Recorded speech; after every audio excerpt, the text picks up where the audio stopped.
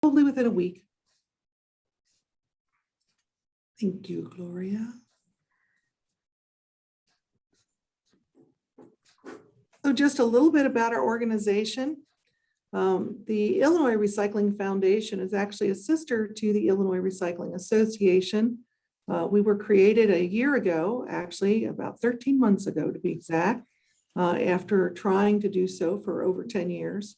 And we have 40 years as the collective voice of recycling in Illinois. All of our members attend our webinars free of charge. There are no fees to our members for job postings or for additional employees attending our webinars. When we have in-person events, there are discounted attendance fees for our members and any of their employees. All members are listed on our website directory, which is our most used page on our website. Monthly emails cover current topics that impact recycling. The newsletter features at least one member each month, oftentimes more than one. Our member activities are highlighted in our social media outlets, and full members are also members of the National Recycling Coalition. At the bottom of the screen, you'll see some fees for joining. We do believe that they're quite low and pretty easy for most budgets. We also encourage anybody who has a deeper pocket to please consider becoming a benefactor so that we can build a strong foundation for our new foundation. Coming up next week, Tuesday, we have what has been in the works for months. Our MRF committee has put together a webinar on transportation issues and labor shortages.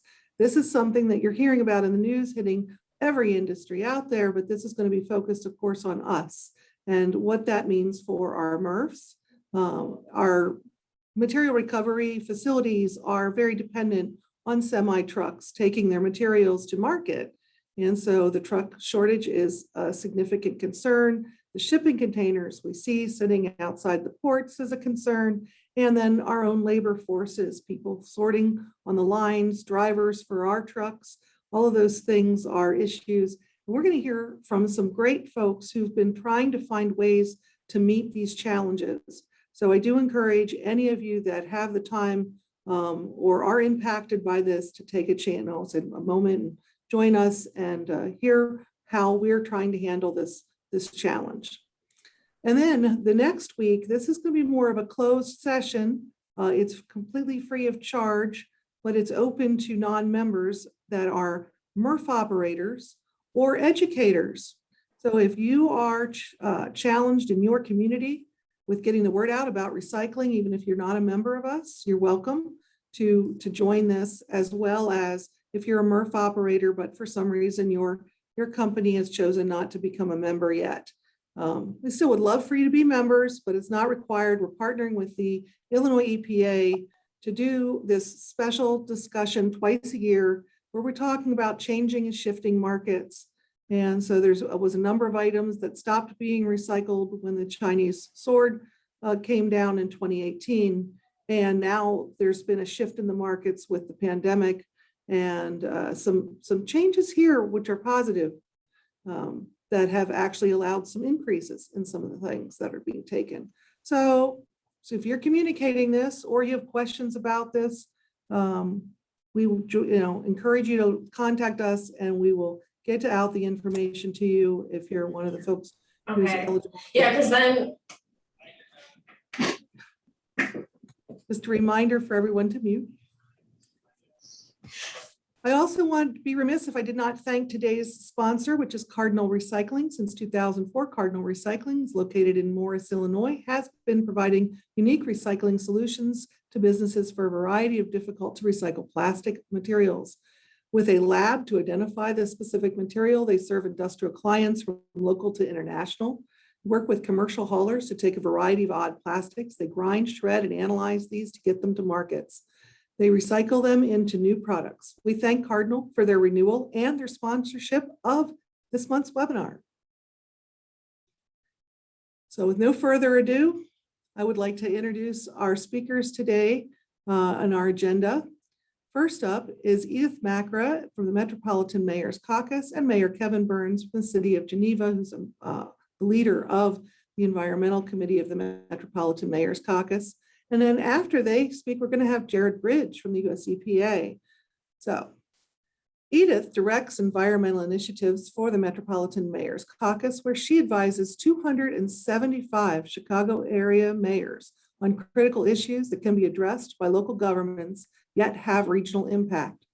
She led the creation of the Greenest Region Compact, which is the largest regional sustainability collaborative for municipalities in the US.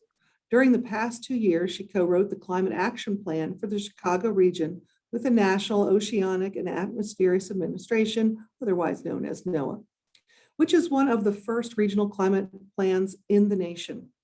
She previously served as the first environmental advisor to Chicago Mayor Richard Daley and has directed statewide and regional environmental programs in Illinois and Massachusetts.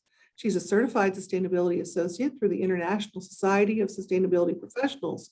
She earned her bachelor's of science in forestry from the University of Illinois and earned an executive sustainability certificate from Harvard University. With her is Kevin Burns, who has served in elected office in his hometown of Geneva, Illinois for more than 24 years as a trustee of the library board, alderman of the First Ward, and as Geneva's mayor since 2001. Burns is currently in his 6th consecutive term as mayor, making him Geneva's longest serving mayor and one of our local comedians. So stay tuned for that. And you can take it away, Edith. Marta, if you don't mind, I'm going to jump in real quick here. Oh, absolutely. And I'm going to turn it over to Edith. But first and foremost, as an elected official and friend of everything you do and all the folks who are on this call do, I want to say thank you very much for having us this morning. As you can tell by the biographies shared by Marta, my colleague and your friend Edith Makra is beyond description the technical expert on what we are to present today. Edith and I met several years ago when I was part of a committee. They invited me to serve as chair of this Environment and Energy Committee of the Metropolitan Mayor's Caucus, and I gladly accepted.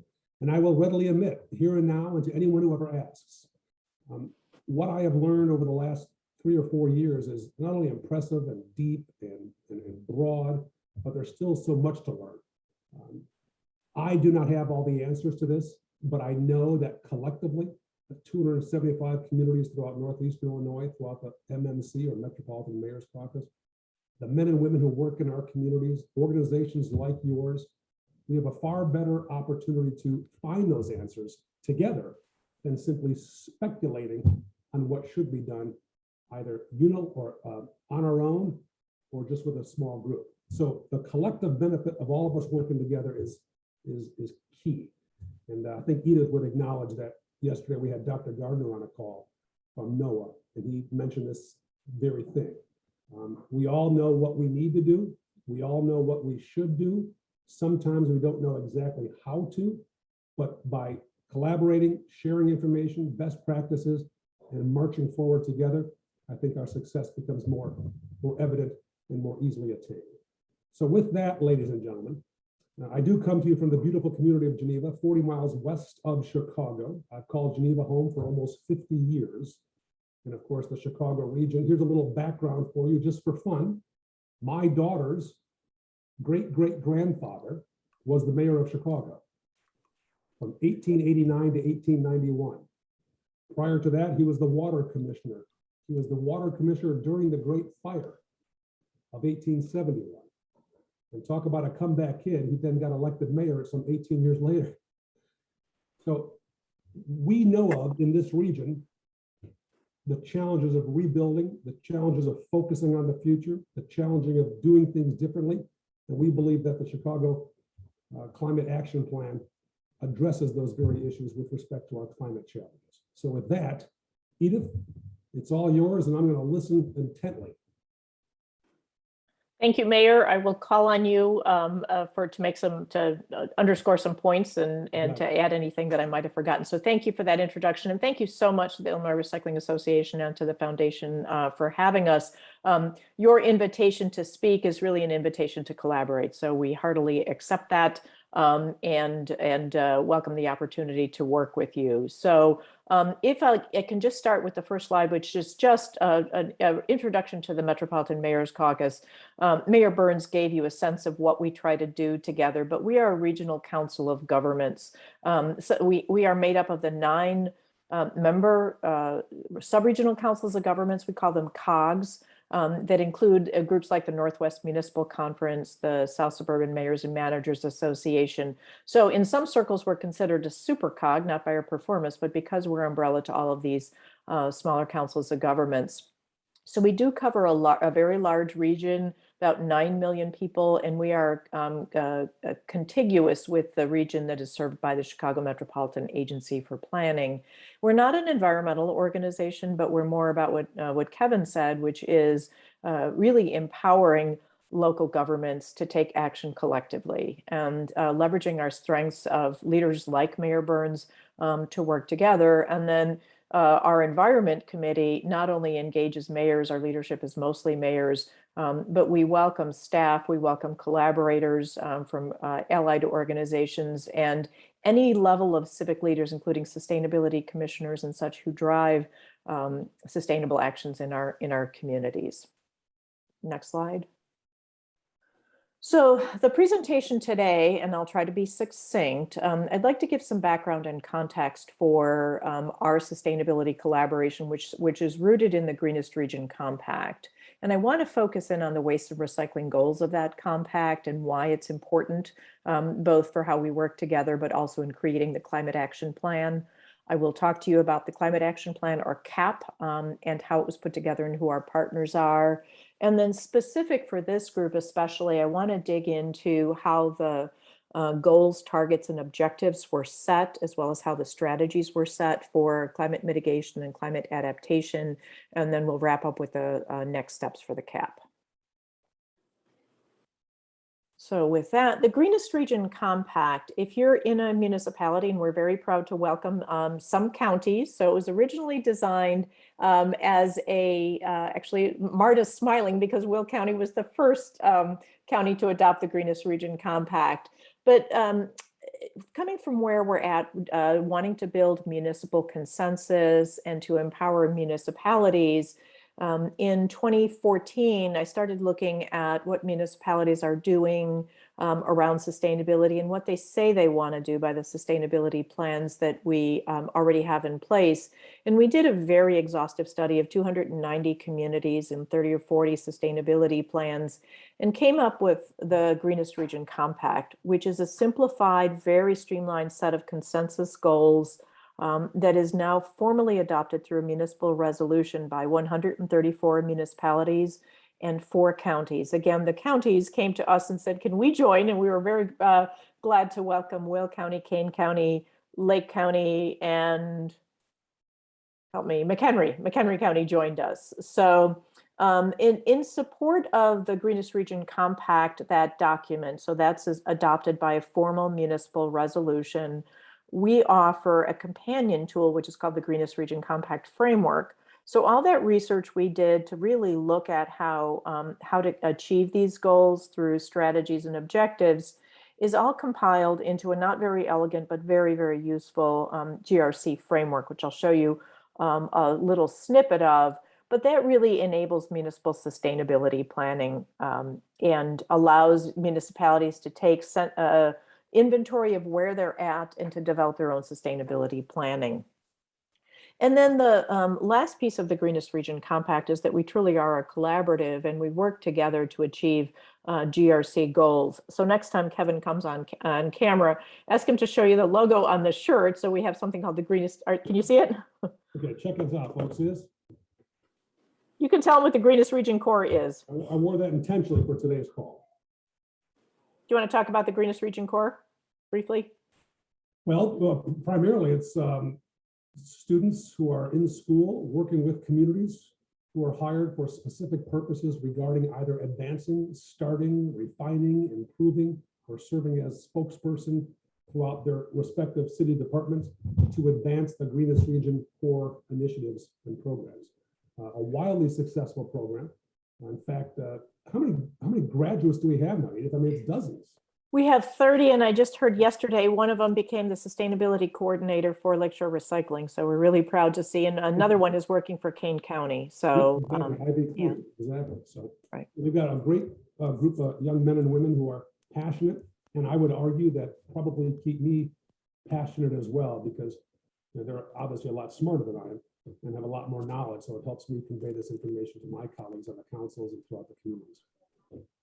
So it's the Greenest Region Compact framework, and through the Mayor's Caucus that we do try to collaborate to achieve these goals. And in the case of the Greenest Region Corps, it's leveraging resources to provide staffing that wasn't there before. So that's the final piece of the Greenest Region Compact.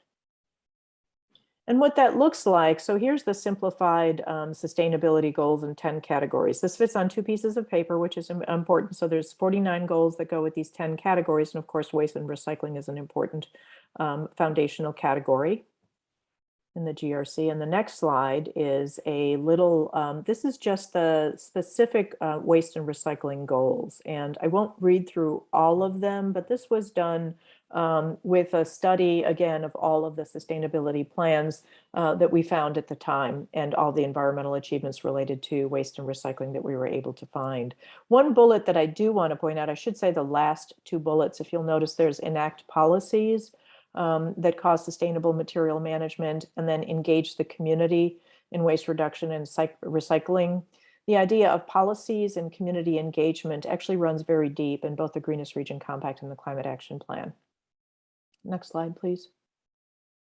So a detail of what the Greenest Region Compact framework looks like. And again, if you look at the beige square there, the recycled materials across all sectors, that's actually part of the resolution that a municipality accepts and adopts as when they support the Greenest Region Compact. But these strategies that have numbers next to them, the WR10, for example, are just ideas for how a municipality could move forward. What I had to cut out just for the purposes of the slide is that this is set up as an interactive tool where municipalities can say, we've achieved this, or this is a goal that we have in the short term or long term, or this isn't relevant to us. So this exists online, and I think Cheryl Scott, who is our sustainability specialist, might have just chatted or will chat the link to that. But this is a very useful tool that municipalities then use to create their own sustainability plans. So then using this foundation to create the climate action plan, Kevin, I can turn it back over to you if you want to talk about the partnership and why we decided that climate action was really needed. Because Kevin said we met at a meeting, but truth of the matter, you can go to the next slide, Marta. He came to our very first climate forum in 2017. And I think, that was when the US announced that they would be withdrawing from the Paris Agreement, and we had our first gathering of just mayors to take the caucus from sustainability into climate action. And so Kevin attended that meeting, and we tackled him and never let him go. So we can, Kevin, do you want to talk about how we got here? Well, it did begin about 4 or so years ago with respect to signing on to the Chicago Climate Action Plan, and of course our own sustainability and climate action ideas throughout the region. We were thankfully, and I think very humbly and proudly, adopted by the Global Covenant of Mayors, a European-based commission, with respect to our efforts and our desires to move the climate discussion and the climate action forward. We are only one of 3 organizations in the United States that were so adopted. As Edith mentioned earlier, we are the largest. They helped us not only prepare our climate action plan for the Chicago region, but I would argue, and Edith, correct me if I'm wrong, I think they helped test our plan along the way to ensure that what we are recommending is not only appropriate for communities irrespective of size, but also appropriate for the region as a whole, so that we can indeed make an impact.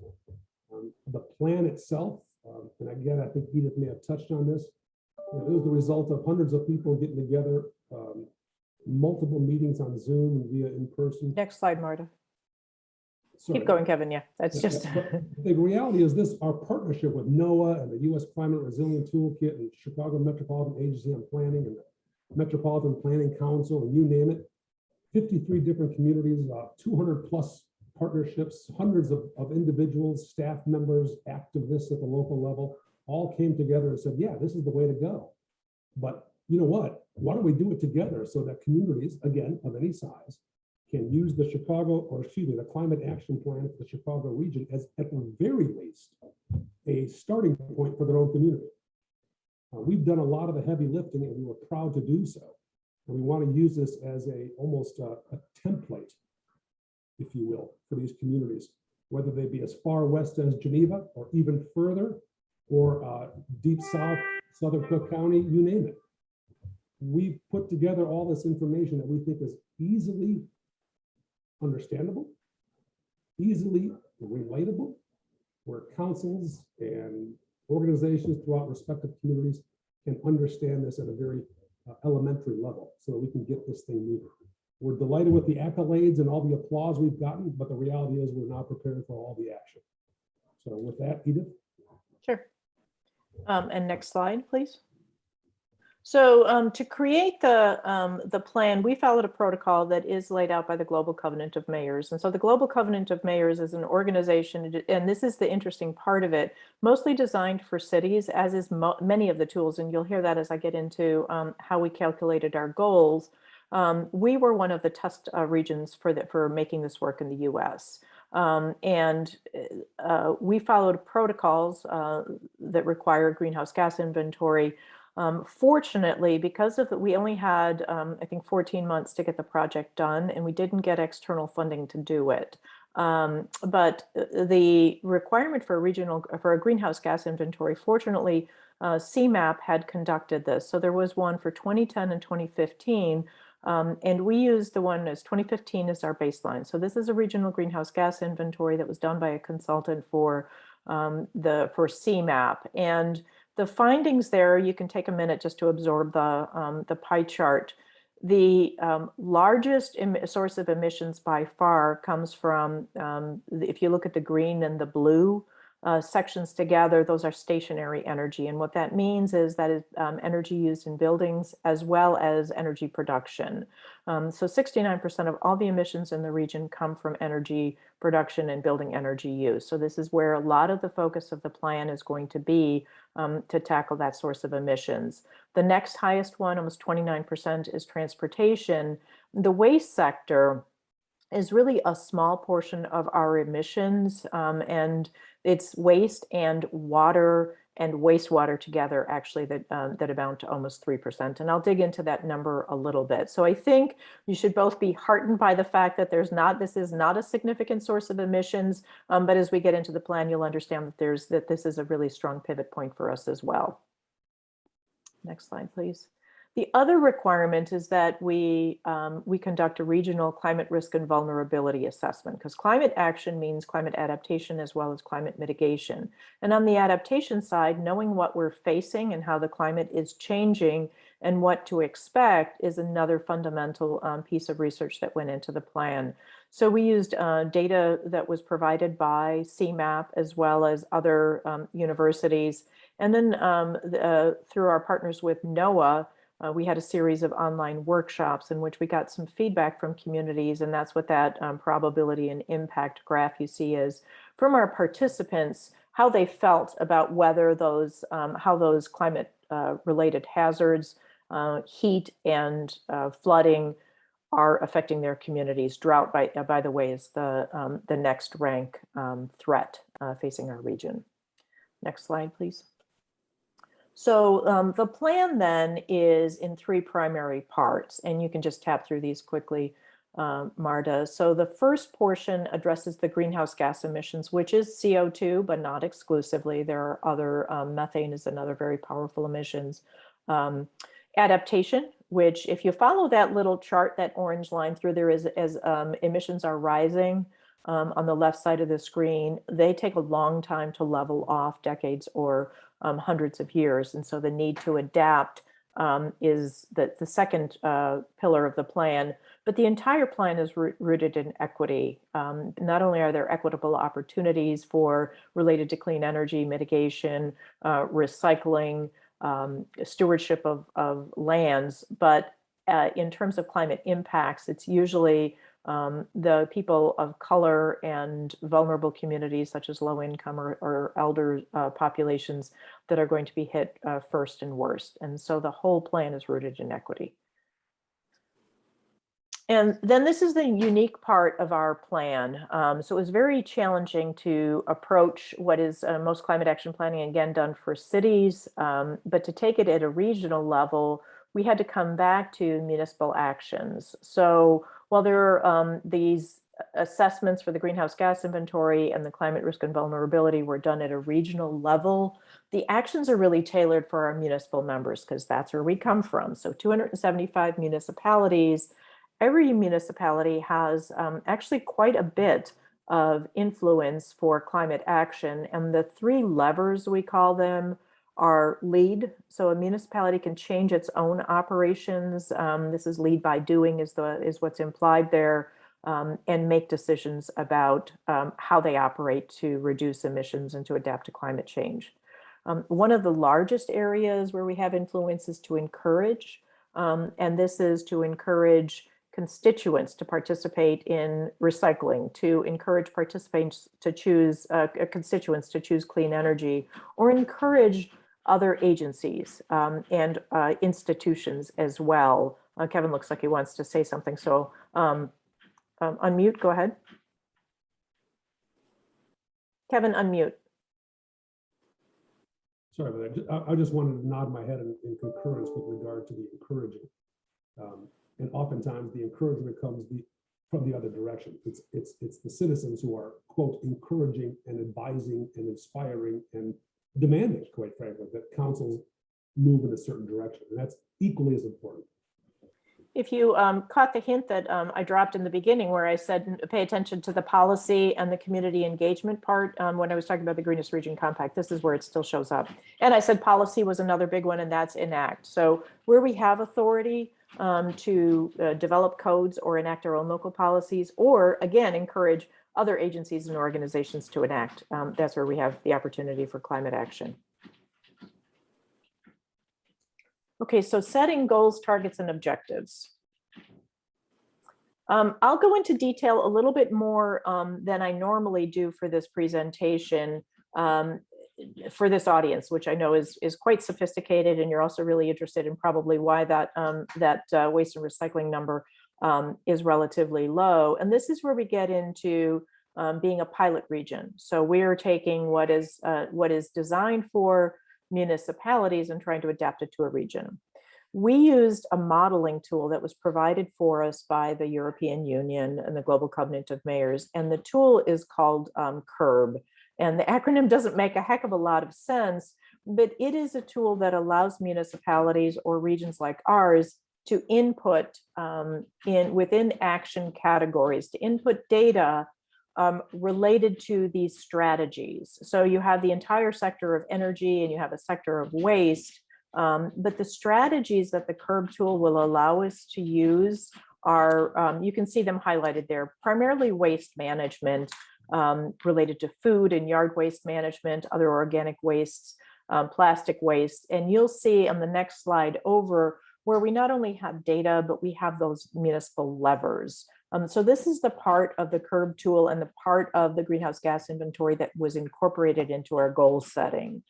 Other areas like waste to energy, fugitive emissions capture, waste collection and transfer energy, we have less data on, and we have less of that lever, direct lever. So it was not a big part of how we were able to use or incorporate and set the goals. A couple of other reasons that that there was some limitations in terms of how we were able to manage the tool, as I said, municipal levers, but it was the scope of the project. We had 14 months to get it done. We didn't have access to the data, and it wasn't, if it wasn't part of the baseline greenhouse gas inventory, this is what we had to work with. The other thing that I'll point out that's really relevant to recycling industry is that the embedded carbon is not factored into the numbers here, into the target setting. Next slide, please. So that picture you saw of us working together, Kevin was talking about all of the input. We actually had a workshop right before the shutdown in November of 2019, we had a couple of workshops where we invited participants to come out and work through the Greenest Region Compact and help us start to meld the GRC and its actions into what would become the CAP. And if you look at this, as you've seen this little slice of the Greenest Region Compact framework before, but if you look at that last column there, is this, can this be curb modeled? So the other column right next to it is difficulty by municipality. So what we ask municipalities to do is prioritize what they'd like to do. And just so you know, the recycling actions came out really strong. This is something that the municipalities can do and want to do, or some of the regional efforts, like regional efforts for food scrap composting services, a little more challenging, but again, a priority. But then we had the challenge of, is this something that could be modeled in the curb tool? Next slide, please.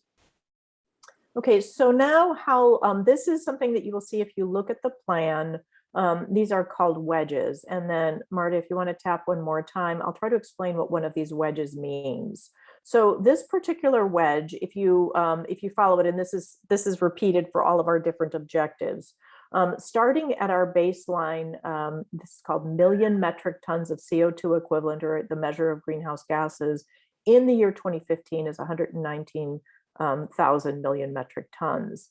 And if you, next tap, please, if you then look at how that wedge gets bigger over time, this is a little bit confusing, but the upper arrow means that our population will continue to grow. So using population projections, we have to account for rising emissions.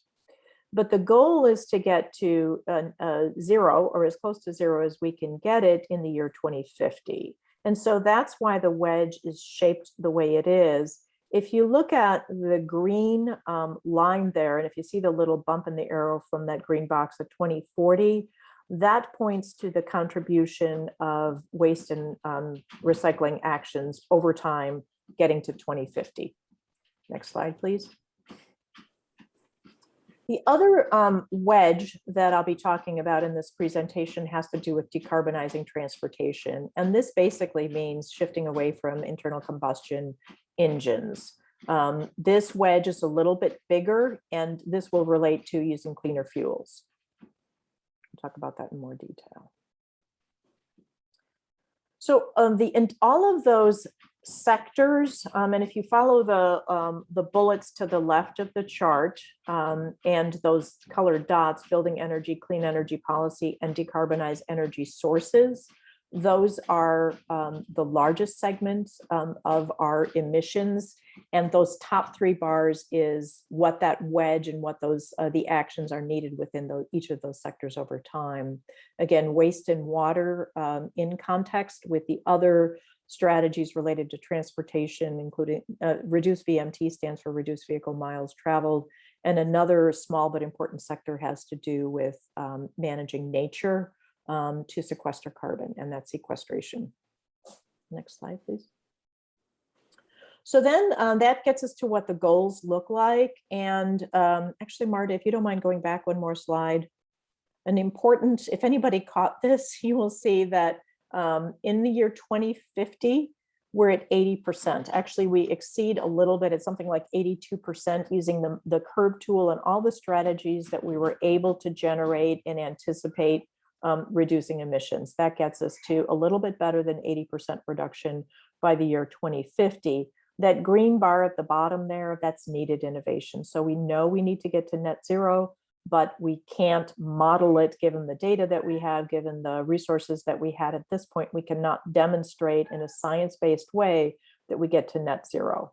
So that's an important qualifier then when we can go back to the slide with the mitigation goals on it. So we set a goal of net zero greenhouse gas emissions. We know that's where we want to be, but the interim science-based targets there, you can read them. There's interim targets for 2030 and 2050. There's a high degree of confidence with that 2030 goal of a 50% emissions reduction with aggressive measures and getting us to 80%, at least 80% emissions reduction over a baseline 2005 by the year 2050. Next slide, please. So it kind of teased some of these up in the other slides. These are the mitigation objectives. and I'll just explain the ones that I haven't already. Demonstrate leadership to reduce emissions. Those are actions that are taken by Kevin Burns and mayors around the region that are vitally important in terms of community engagement, in terms of policy setting, but for which we cannot measure emissions reductions. So that's one category there. The other ones, 2, 3, and 4 are all related to building energy, station energy category. 5 and 6 are related to transportation. Both cleaner, decarbonized transportation means getting rid of internal combustion engines. Reduce vehicle miles traveled means get out of the car. Of course, I'll dig into waste, managing waste and water sustainably. And then I mentioned sustain ecosystems to sequester carbon. Go ahead, Kevin, you look like you want to say something. Oh, not at all. Yeah, I'm just listening in and sort of make sure I'm catching it all. So. Okay. Okay, so then let's dig into strategies a little bit more specifically. And I will say that the plan is a very robust document and there's a lot of detail there. And we have presented the strategies a number of ways. So if you were to refer to the full plan, you'll get this in all of its detail. But here is a summary of all of the, of a sample of the strategies for waste and water, and highlighting there, particularly the 2 strategies related to support circular economies and increase the volume of waste that is recycled and composted. So if you look, and I will tell you that the language is all chosen very carefully for what the strategies look like to align with what the curb tool will do for us. But each of these strategies then, in support of the objective to manage waste and water sustainably, there are columns there that describe the municipal role, that solution status. Is it something that is proven or still evolving, or there's going to be some contingencies to getting that actually implemented? Relative costs, and these are just estimated, relative costs for taking that strategy and the effort required. I think maybe one more tap will get you there to highlight those columns. So this is the treatment throughout the strategies. I did want to point out that for that GHG reduction potential, if you don't mind bouncing back one more slide, Marty, you'll see that according to the curb tool, the 2 strategies, D and E, have a combined high potential, whereas composting of waste and above it, composting and biological treatment of waste and using biosolids has a low potential. And again, this all comes from the curb modeling tool that we had. Next slide, please. Keep going. And then just to point out in terms of how this page is laid out, as I said, there's a lot of detail here. Each of these strategy pages also has additional columns that not added here just for brevity, that address the equity consideration related to each of those strategies, partners that are required, which includes the recycling and solid waste industry, of course, and then co-benefits, how taking these actions will provide either additional adaptation benefits or otherwise benefit the community and the economy.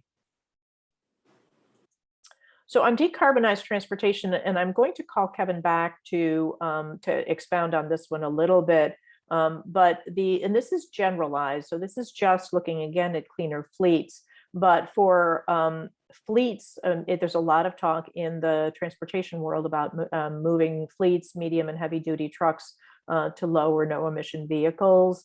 And we have here the strategy of encouraging others to do so. So the municipalities could switch their own fleets, but this was actually Kevin's idea that made it into the plan. So do you want to talk about that a little bit, Kevin? Well, I think for most people tuning in right now, it seems like a natural, why wouldn't you kind of thing. The reality is, I'll use my community as an example. Gloria, this might be of particular interest to you. Our fleet is not all that large, quite frankly. We know full well that we need police cars, we need fire engines, we need snow plows, we need dump trucks, etc. The reality is that leading up until really about 2 years or so, or 3 years ago, there really was no electrification of such fleet vehicles that could do the work that needs to be done with such powerful vehicles. What we have discovered, however, and this was referenced yesterday, Edith, you were on the call too, with our environmental commission, there are new lines of vehicles coming out from really the big three and others, the Fords, the GMs, the Chevys, who are going to be targeting fleet services much like ours so that we can participate in this transition, as it were. Part of that transition, of course, means that we as a community have to build EV-ready stations at our different locations. And by doing so, of course, there's costs and all that stuff. But our position is that it costs more to do nothing. So we will certainly investigate and look into doing so. And then, of course, the rollout of more EV-ready vehicles for some of our other departments too.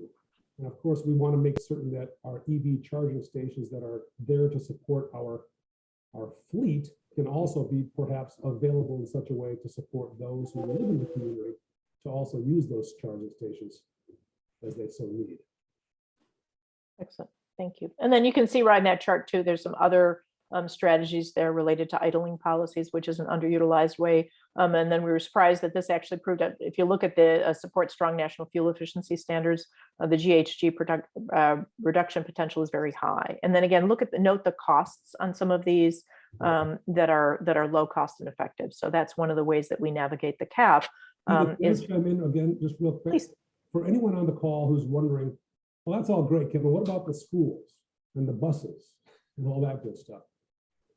The challenge we have from a municipal perspective is, and all of you probably know this, but I think it's worth noting again, we don't have authority, as it were, over school districts or park districts or library districts. Since we're all separate and autonomous organizations, they make their own decisions. But I can tell you that the move toward electrification of buses is a significant discussion item throughout many communities. And I think it's fair to say, and all of us would probably know this intuitively, a regular bus, a bus running on diesel right now is about $160,000 a pop. An electrified bus is somewhere in the neighborhood of $400,000 a pop. There lies the challenge with respect to advancing what we all know to be right and balancing that with what can the budget support.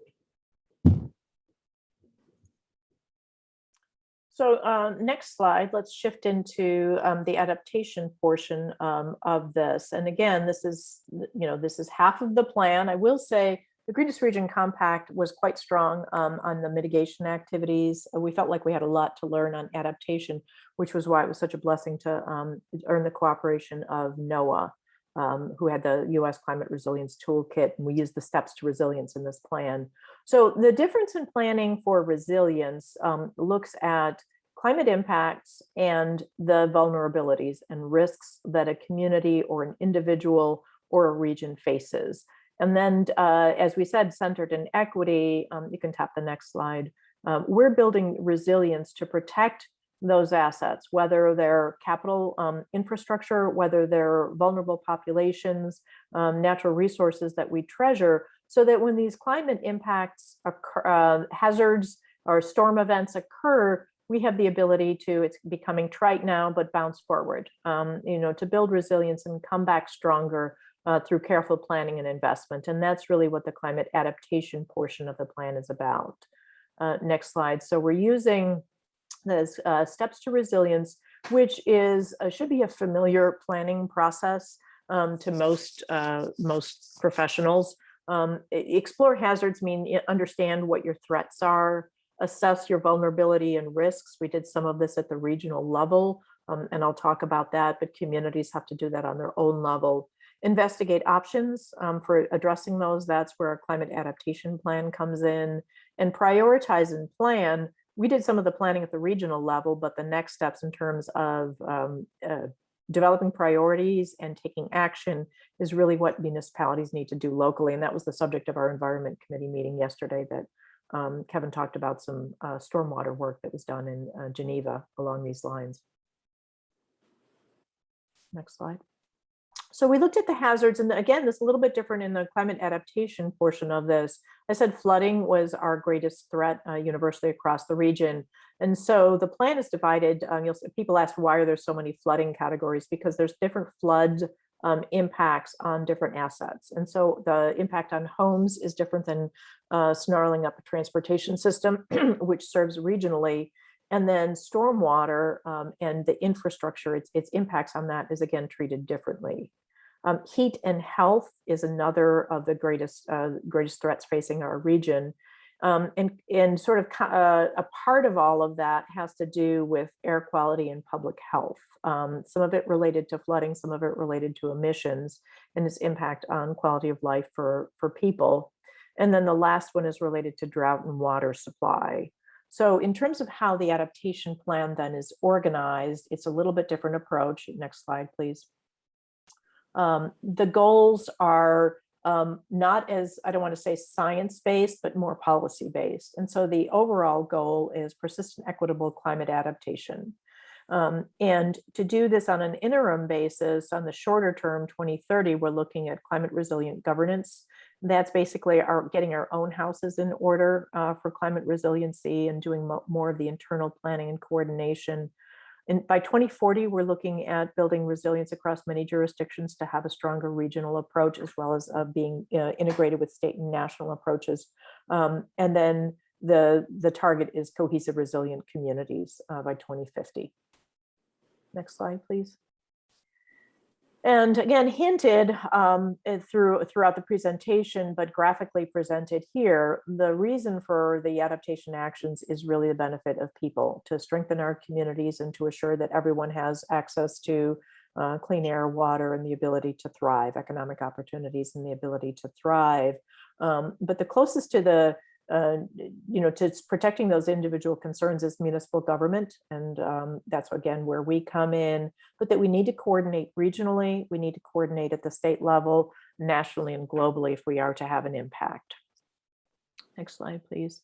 And so for the interest of time here, I'll move a little more quickly. Adaptation objectives. I said educate and engage, very important. This is an important objective for what communities can do, is to help the residents be prepared and to understand climate resilience and adaptation. Likewise, integrating equity and inclusion at the local level from the get-go. And then as you saw from that graphic, to collaborate and build capacity within jurisdictions, across jurisdictional lines, and with partners that are not in government to help us build capacity for resiliency. Plans and policies, we always talk about those, and then adapting our own operations and investments to make smart investments for future climate conditions. Next slide. And this is one of the pages. This is the appendix from the adaptation portion of the plan. So there's a lot of detail here. But what I wanted to point out is that the strategy at the objective at the top, collaborate and build capacity. These are all cross-referenced to what those threats are, those climate threats are. And then one more tab will get us just a pop out of one. We like to think that this is a pretty approachable and manageable strategy, which is to strengthen emergency and adaptive response skills amongst staff, civic leaders, and allied organizations. Kind of a proven technology at a low cost, and municipalities can do this. So next slide, please. And then to wrap up with a sense of urgency here. So you'll hear the climate activists talk about the climate emergency.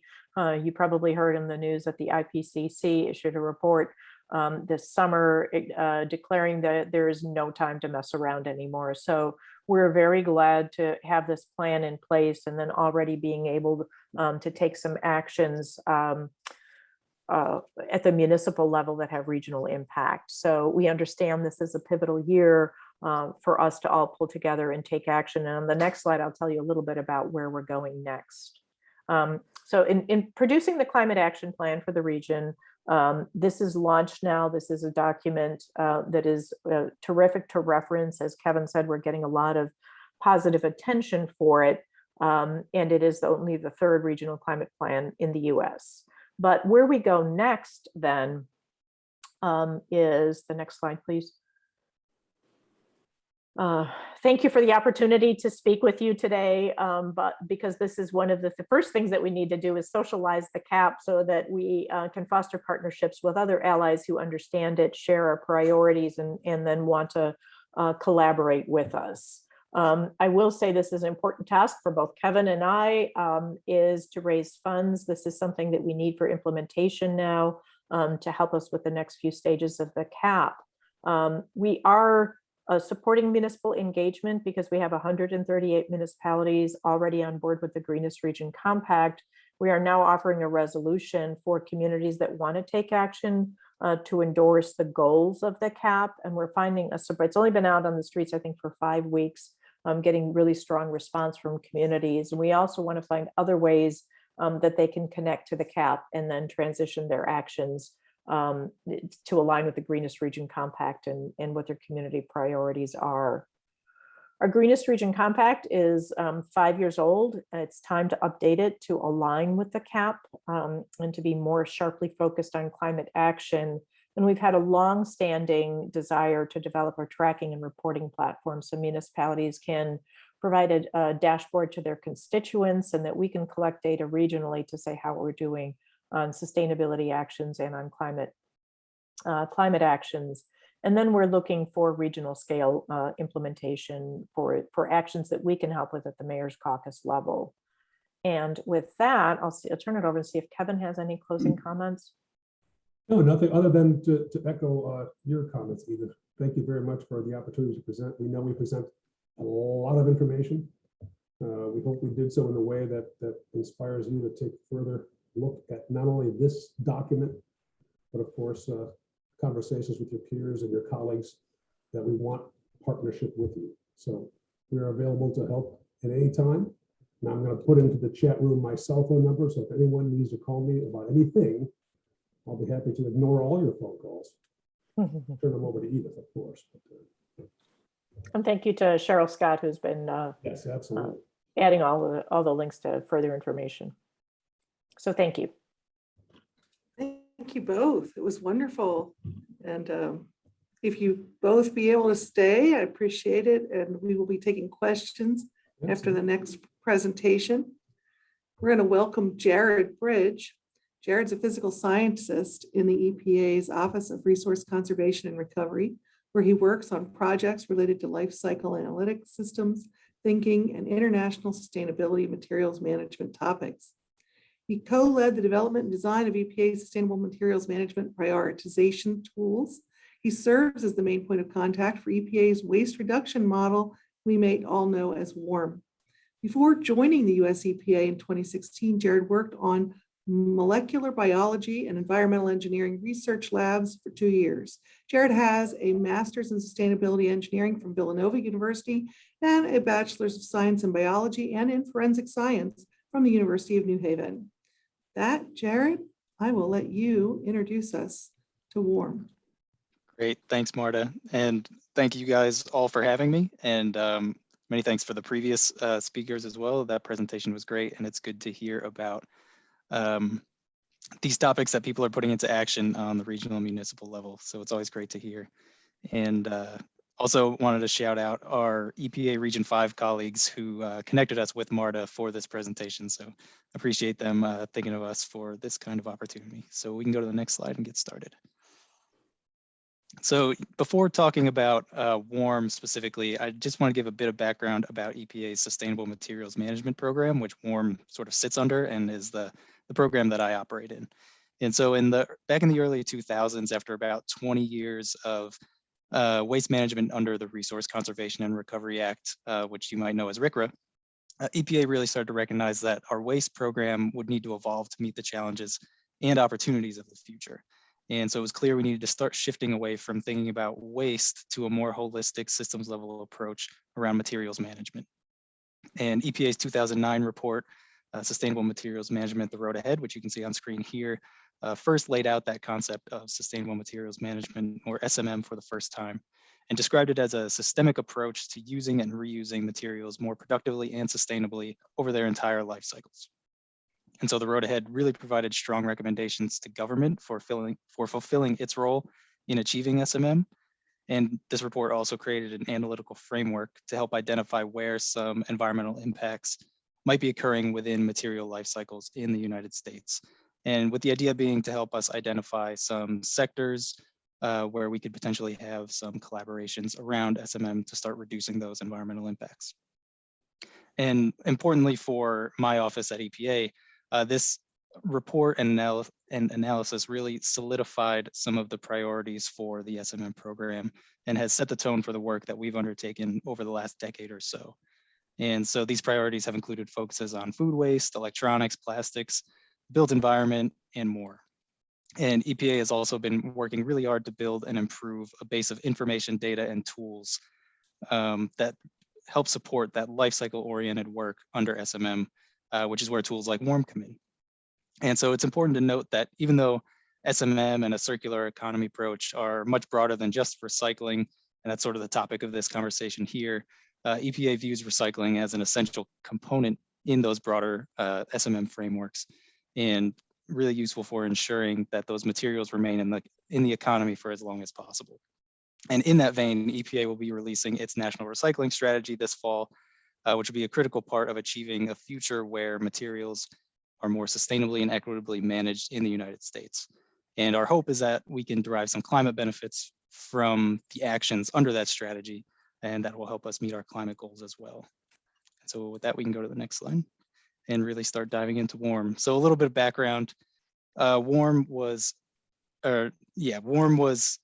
is one of EPA's most useful tools for helping municipalities, states, researchers, and industry groups begin thinking about waste from a life cycle perspective. And so it's been around for over 20 years, and it's been helping users calculate the greenhouse gas implications of different waste management scenarios. And more recently, it has started to include energy use and economic impacts as well, alongside those greenhouse gas emission impacts. And so WARM includes around 60 different material types, which you can are the material types commonly found in municipal solid waste and construction and demolition debris streams. And in the tool, which I'll go through in a minute, users can model the impacts of managing those 60-ish materials through several different waste management pathways, which right now include source reduction, recycling, combustion, composting, anaerobic digestion, and landfilling. And so it's important to note that WARM is seen as kind of a ballpark tool and a first step towards an analysis like this. It's not meant strictly as a GHG inventorying tool, but it can give you an idea of what the scale and scope of some of the GHG emissions from different scenarios might be. And then it's best used to in combination or supplemented by other information and data that might be available to you. And so we can go to the next slide. So a little bit about who has used WARM over the years, and a sense for the wide range of stakeholders that have been using it.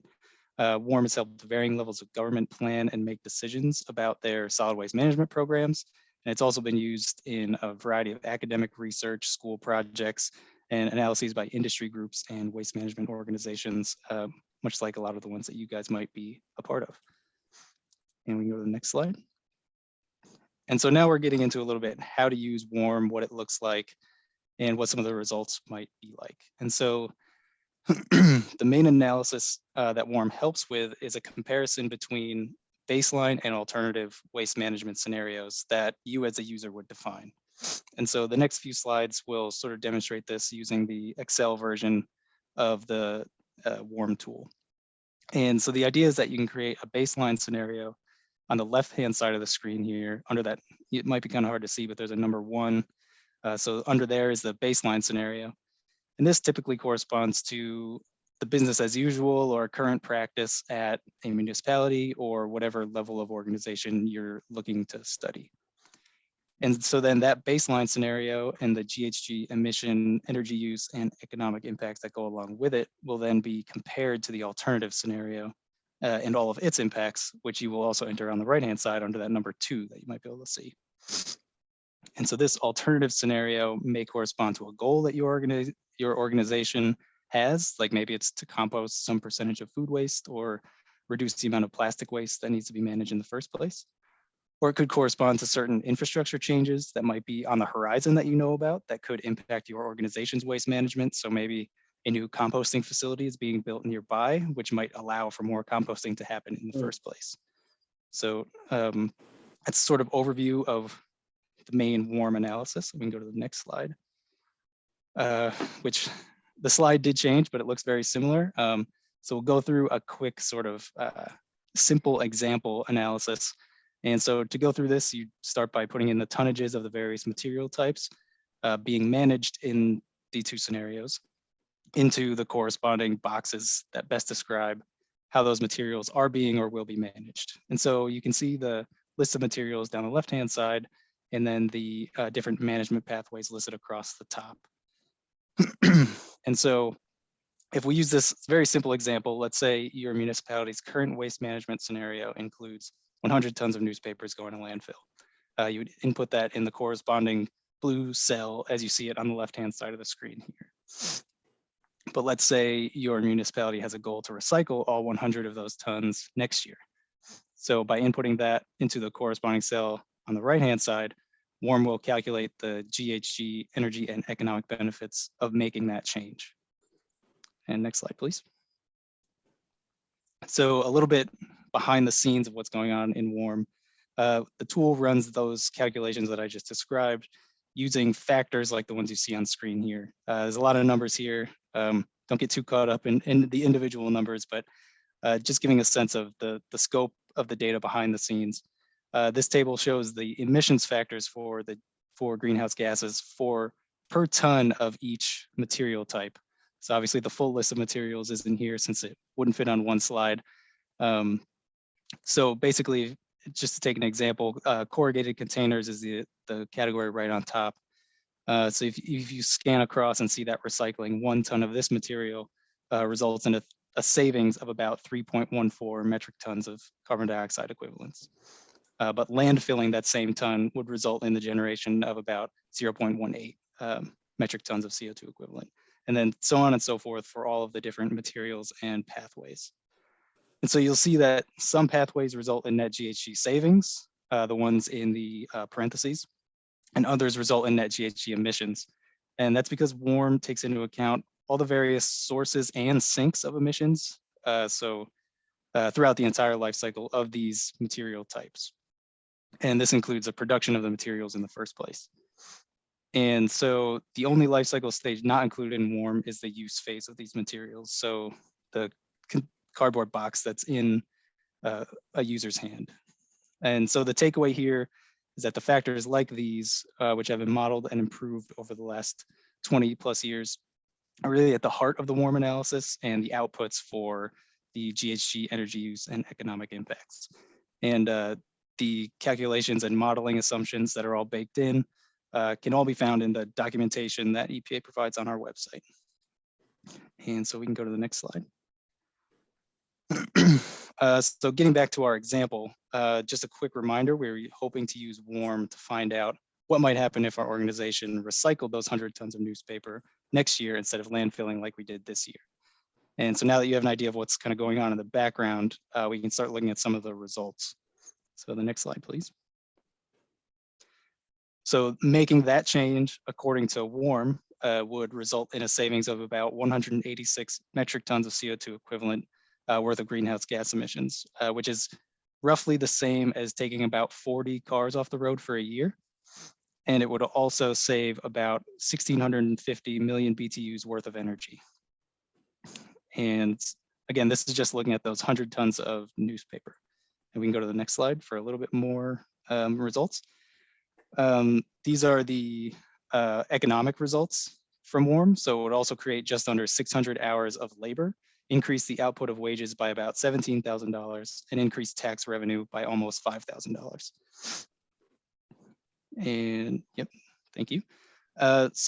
And WARM also displays these impacts and benefits as a production versus end of life split, meaning that we can get a sense for how much our interventions at the end of life compare to the impacts related to the production of these materials in both scenarios. So you can see here in both scenarios, the blue part of the bars are responsible for the lion's share of the GHG emissions, and this corresponds to the production of the newspapers in this case. And so the emissions from landfilling and recycling the newspapers are comparatively smaller. And we can see that even though recycling the newspapers does reduce GHG emissions compared to the landfilling, there are still potentially significant net emissions resulting from the production of the materials. And this is where the life cycle based aspects of WARM really start to shine. WARM helps us put our efforts into the end of life, or at the end of life, into perspective. So maybe making this change is beneficial enough for us to justify, or maybe information like this can even inspire us to think about these materials in the context of their entire life cycles. So maybe there's an initiative we could undertake to source materials, or to source reduced materials to avoid their production altogether while still meeting the need for material in a different way. And that's up to the organization to think on those lines. And so WARM provides this information for all of those impact areas that we showed before, not just greenhouse gas emissions in this photo. So it's important to consider these impacts not in a silo or on their own, but look at maybe there's trade-offs between these different impacts. Maybe making changes to greenhouse gas, or changes in this material will affect greenhouse gas emissions in one way, and then at the economic or energy impacts in another way. And that's useful to help avoid maybe some unintended negative consequences between those impacts. And so obviously these results were for an extremely simple scenario. We were just looking at that one material type, but theoretically you could assess an entire diverse waste stream across all of the material types really, and all the multiple management pathways as well. And to the point where you could really, if you had the data, you could look at what the different waste management scenarios for maybe a whole municipality or county might look like as a whole. And so this could be useful for future planning of waste management programs, and can potentially help decide which materials might provide the most environmental bang for your buck, so to speak, by including in a management program or focusing in, for example, in a climate action plan. And next slide. So just a little bit on next steps for WARM. Every year, EPA works really hard to do our best to update and improve the WARM model, the interfaces for the users to use, as well as the documentation behind the scenes to make sure WARM is always as relevant and accurate as we can possibly make it. And so this year, EPA is looking to make some model improvements to a few particular components, and as well as looking to make a web-based user interface. So right now, WARM is available in Excel and an OpenLCA tool for anyone familiar with the OpenLCA software package. But there have been certain instances where users might not be able to access one or both of those, and that's an issue, and maybe even an equity issue. So we're looking to make a web-based user interface that could just be on EPA's website all the time, just like any normal web page. So everyone could have the same access. And we're also hoping to, I noted that we have greenhouse gas emissions, energy use, and economic impact categories so far. We're hoping to, over the next couple of years, beef that up to include other environmental impacts as well. So you could think of things like maybe water use and toxicity impacts as well, being connected to the modeling of the different materials going down the different pathways.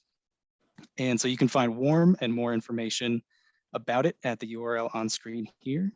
And that's it for me. If anyone has any questions, happy to take them now. And the next slide has my email on it as well. And feel free to reach out at any time. Thank you, Jarrod. That was wonderful. I want to thank all of our speakers. And before we start questions and answers, I do have to do one more shout out to our sponsor today, which is Cardinal Recycling, and let everyone know that our membership drive will be starting next month. And we asked everyone to please join by January 1st, if possible, to the Illinois Recycling Foundation. Also, one last reminder for anyone who came in late, we do have 2 webinars coming up. One next Tuesday on transportation and labor shortages that are being faced by lots of folks, but specifically this will be addressing how some are overcoming it in the waste and recycling industry. And then we have a special forum for recycling educators and for MRF operators coming up the first week of November. So with that, I would like to open it up to questions. I don't know if Gloria's been able to find any that are steamy and need immediate attention that she might be able to voice for us. And then I'll flip it over so we can see everybody's faces as we proceed here. There are no questions. A lot of people identified themselves in the chat, and Cheryl Scott provided some valuable information about how to access the mayor's Metropolitan Mayor's Caucus. And when we send the link out of the recording, we will also include the chat. So Zoom provides that to us. So you will have all of this information, including Kevin Burns' cell number. It will all be in the chat. And if I could I- start off, just the questions, I wanted to make an observation. I know Edith mentioned that the climate action plan did not include the embedded energy of the products when they're made. And that's different from the warm model, which absolutely is looking at that. I didn't know if either of you, and I don't want to put you on the spot, but if you thought there was a way, not obviously immediately, but at some point to try to include that kind of information in the climate action plan. I'll be happy to tackle that, because that was something that when we entered into this project for the climate action plan, I had initially thought that the great work that municipalities are doing at a local level that are aligned with the Greenest Region Compact would be something that could be integrated into the climate action plan. And I'm going to use a somewhat unrelated issue, warm mix asphalt, which is something that we found. It was actually EPA colleague Jarrod that brought it to our attention and said, hey, if your municipality's ever looked at using a type of asphalt that has lower energy inputs, therefore less volatile compounds, much higher, lower pollution profile, reduction of nitrous oxide by 60 to 70% and greenhouse gas emissions by 30 to 40%. And progressive community, we brought this to the attention of our communities, and progressive communities like the city of Geneva said, we'll do that.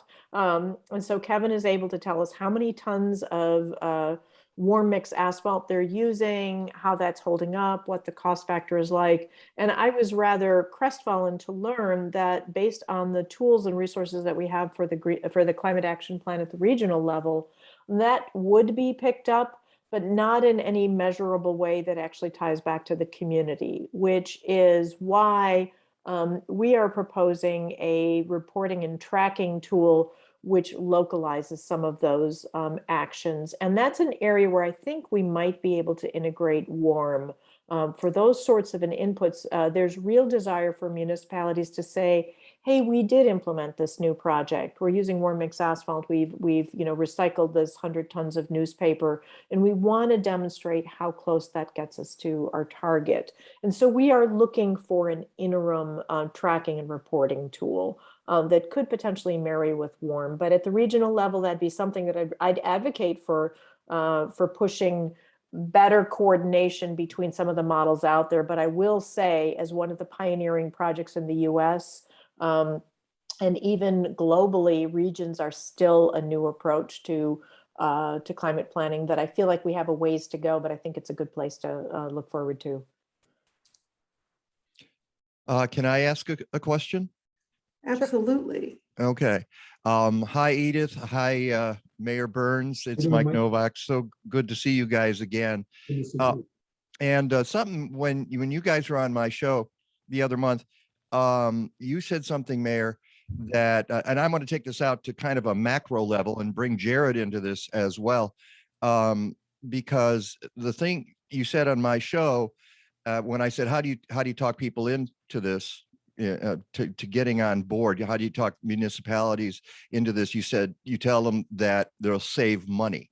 Mhm. And Jarrod, you were just alluding to that, jobs and money. And I think somehow that gets a little buried in all of this. And if you want to get people on board, boy, you appealing to their wallet is a great place to start. So Mayor Burns, if you would address that just a little bit, and perhaps Jarrod, you could as well. Thank you, Mike. I'm happy to do so. And let me, of course, address that from Geneva's perspective. Amy and I have a home in Geneva, and we pay about $10,000 a year in taxes on our home. Of that, only 6% of that $10,000 bill supports the city. So of that $600 I pay in taxes, some people might say, oh, well, you know, forget about it. It's not a whole heck of a lot of money, but of course it provides all sorts of services.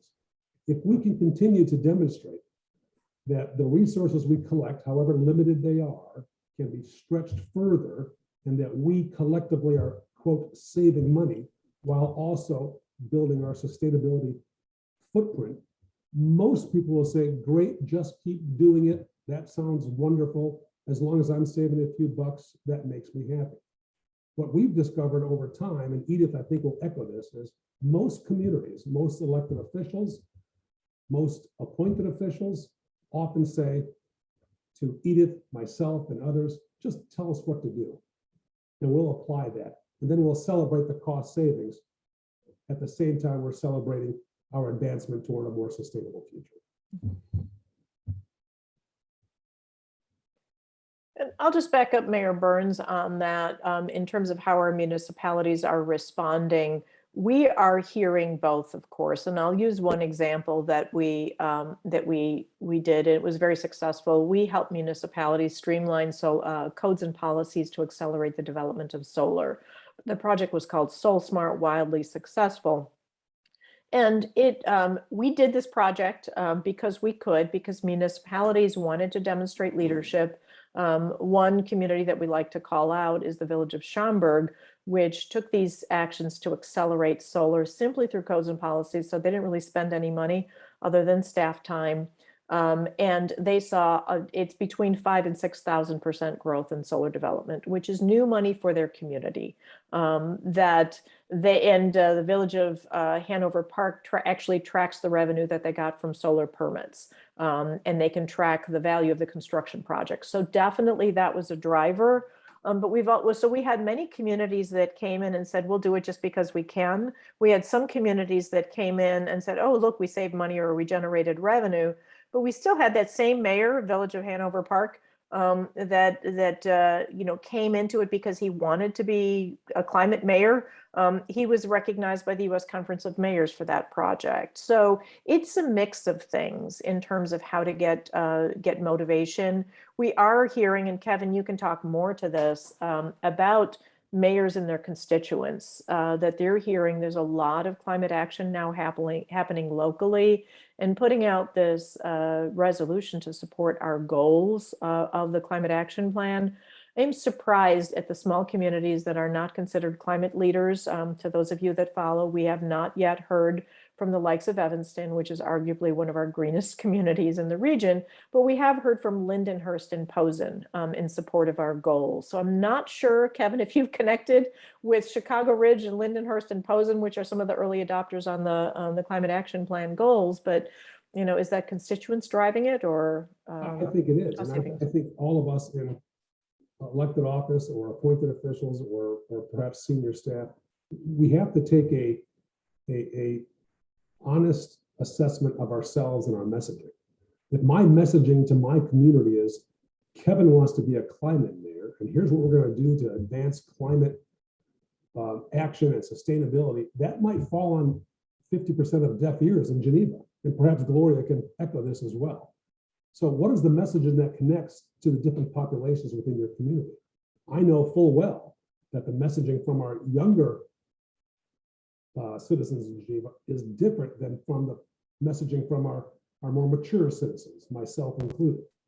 So we have to figure out exactly how to connect with all constituency groups and then use that information in order to advance the larger picture, as it were. Otherwise, we're fooling ourselves, assuming that simply because Kevin says it, everyone wants to jump on board. And if I'll just finish this and let you guys go, you do this because it's right, obviously, and I'm just looking for another avenue. If that argument doesn't work, if you can bring in the economic argument as well, and maybe, I guess I'm saying, hit it a little harder, that might be something, a plan to facilitate what you're doing. Sure. Well said. Mike, let me just add to that, and then I'll give it to someone else to ask some questions. But another big motivator is how easy is this? And that's what Kevin said. When the mayors say, just tell us what to do, if we can create a glide path for getting it done. So to tackle solar codes on your own was difficult, but this is part of the collaboration that we do. If we can sort of pave the way or link arms and work through it together, it's easier. So, that willingness to take action is, and is that climate, what is climate action? It sounds challenging and foreign and something only a big city could do. But when you break it down and say, no, it's these little actions that you take, that this is the assistance that you give your community to use public transportation and use active transportation or create bike trails and make it easy for for residents to commute via Metra. That's all climate action, and that's all good stuff. Or the understanding where the drainage issues are in your community and prioritizing those planning for investments to fix that. That's climate action. And so when you put it in context, that's another good motivator. Thank you. And I wanted to do a shout out. In Will County, we have a company called Lion that is making electric school buses and fleet vehicles, I guess. And we're waiting for them to complete their facility, and they should be rolling those out next year. I wanted to back up the mayor when he said that, we don't have jurisdiction over what the school districts do. And then also you just mentioned, Edith, Metra. There's CTA that could be buying electric buses as well. And it's difficult to make sure that ends up into their budgets. So we're working on that this past year. Is there any effort being made now that more money might be coming down the pike to do something with EV charging stations similar to what you did with SolSmart with the solar? Oh, thank you for that question. That's a great softball question, Marta. Thank you very much. Kevin, you want to take that one? Heck no. So it's exactly that success with SolSmart, and a little more about the SolSmart program was it was a program that was at the national level. It was came through the now it's the Illinois Renewable Energy IREC. I forget what it stands for. Council, thank you. Interstate Renewable Energy Council. And the Solar Foundation. So they created a checklist of like 80 different actions that a municipality could do to get ready for solar investment. And then they prioritized and said, absolutely clean up your zoning codes, absolutely clean up your permitting processes so that when someone comes in and wants a solar permit, you make it easy, not difficult, and train your inspectors. A couple of other things, and that was the essential requirements for creating or becoming SolSmart. So we did the same thing, and we've been at it for about 2 years now. We had some foundation funding to develop that checklist on our own for EV readiness. And so the project is EV readiness, and we intend to designate communities as EV ready. We are waiting, hopefully this week, we find out if we get funding to continue that project and then start to encourage municipalities, and we'll welcome counties as well to take some steps with us, recognizing that this would be, again, another pioneering project. And this is what we talked about, making it easy. If we can do it together, it's a lot easier than a community bumbling through and trying to pioneer on adapting their zoning codes or their parking policies is a tricky one in EV readiness. And we want to be ready with doing those codes, policies, and processes because we know that there's a lot of funding coming for investment. We hope there's a lot of funding coming for investment in EV charging infrastructure and electrification of transportation, including fleets. So did I miss anything, Cheryl or Kevin? No, I'm glad that the question was asked, because that seems to be a question on the minds of a lot of people.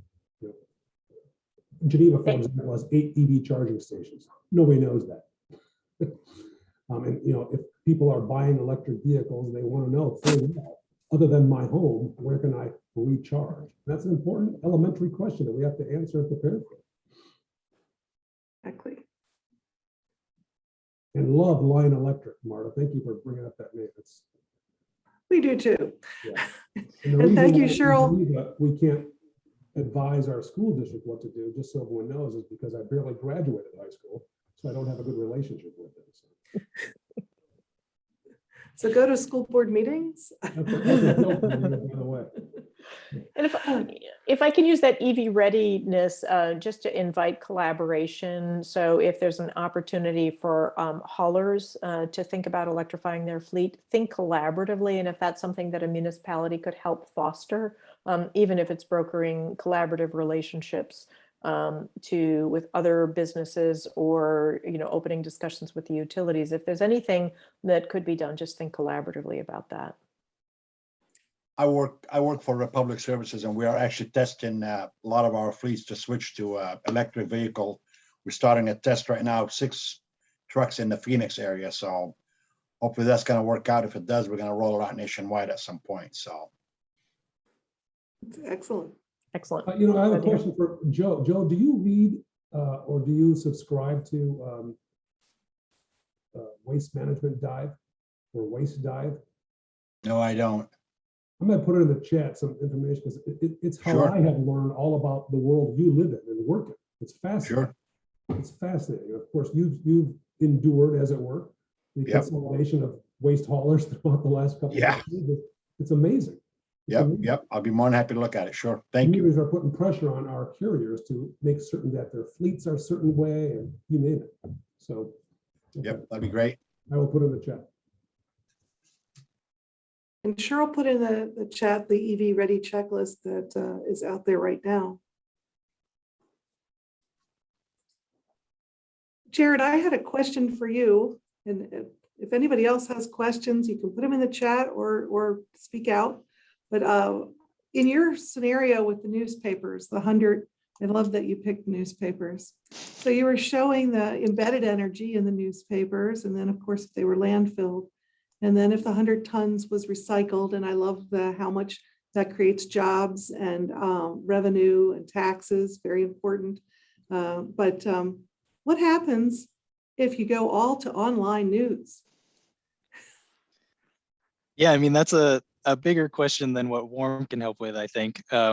In terms of, you could say like, oh, we source reduced all those newspapers and get the benefits and see what the benefits from that perspective are, but it doesn't then, we all, I think, conceptually realize that means maybe people are buying more tablets or smartphones or laptops, and that comes along with, more potential environmental impacts as well. And that's sort of outside the scope of WARM at this point anyways. But it's a good thought experiment to show that WARM can do some things, but you do kind of have to see the bigger picture beyond WARM as well sometimes.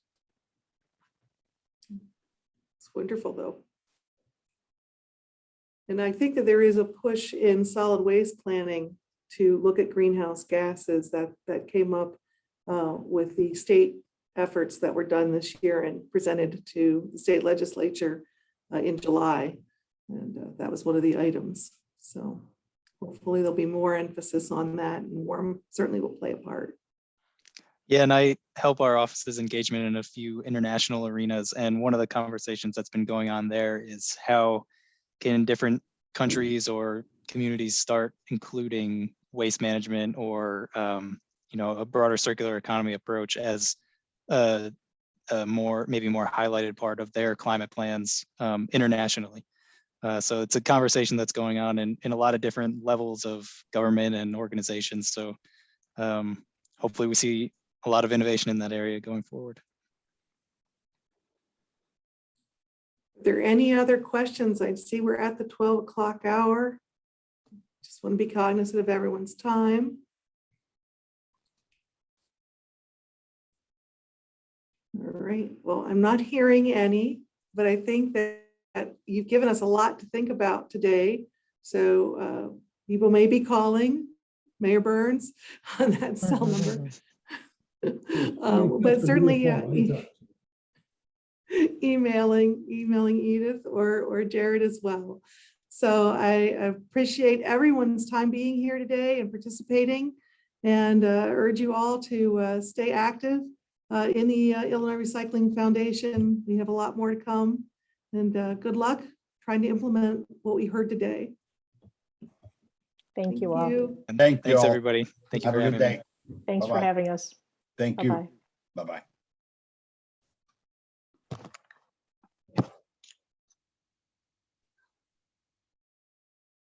good. I'm leaving my. Just want to say thank you, Gloria. Thanks for, I was going to say thank you to Marta too. Thank you for making it smooth. Thank you, Edith. You were great. What a bundle of information. It was wonderful. Thanks so Thank much. you. Okay. We may Bye-bye. call on you again. Okay, thanks. Bye-bye. All right. Bye-bye.